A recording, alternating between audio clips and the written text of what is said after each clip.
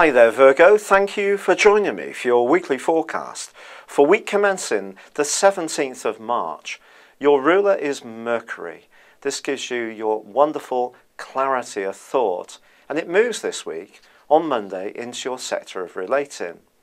Now if you cast your mind back, this actually happened at the beginning of last month, but then of course it gathered with the sign of Neptune.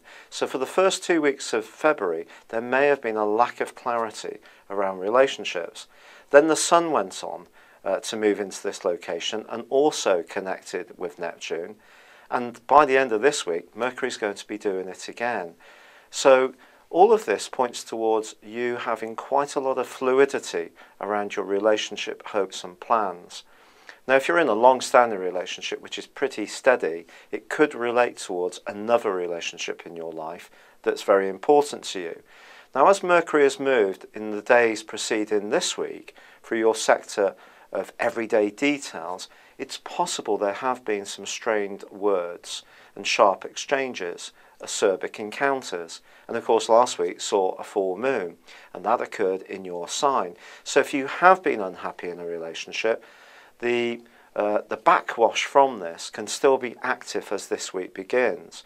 But what Mercury's move can do, certainly until Wednesday, is help you to reflect a little bit more in a detached, practical, factual way about what's gone on and not be quite so emotional about things. However, by the end of the week, you could end up feeling rather confused again, such as the cycles of astrology. But perhaps you're also asked to extend the olive branch, to be compassionate, to forgive something where someone has perhaps disappointed you and it hasn't worked out particularly well between you. I'm not saying you should do this time after time, but if it's a set event that disappointed you and you can at least get the dialogue going between you, your skills as a listener are very important. You can be someone who's very astute at seeing the detail of things, but that can at times stop you from seeing the big picture. And there are often reasons and mitigating factors why people and why us, human beings, disappoint one another. So if someone has let you down, it might be worth giving it one last chance to see if you can sort it out between them.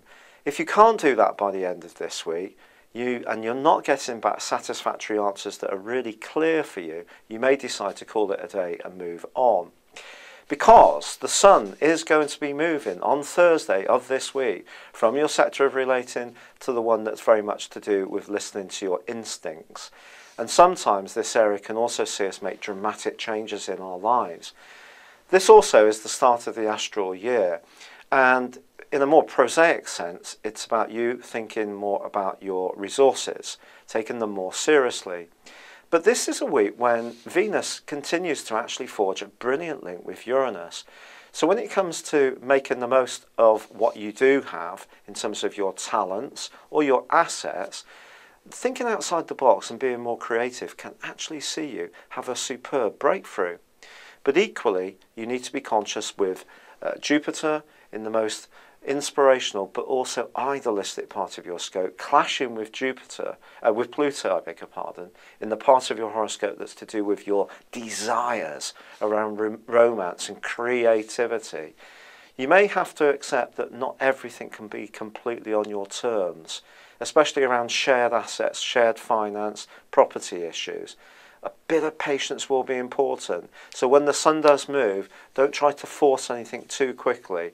Let the instinctive side of your nature take hold. And by the week following this one, and by the end of the week following this one, I think things will be a lot clearer about loot and also love. It's been a real pleasure being with you. Thank you for joining me. Good luck and goodbye for now.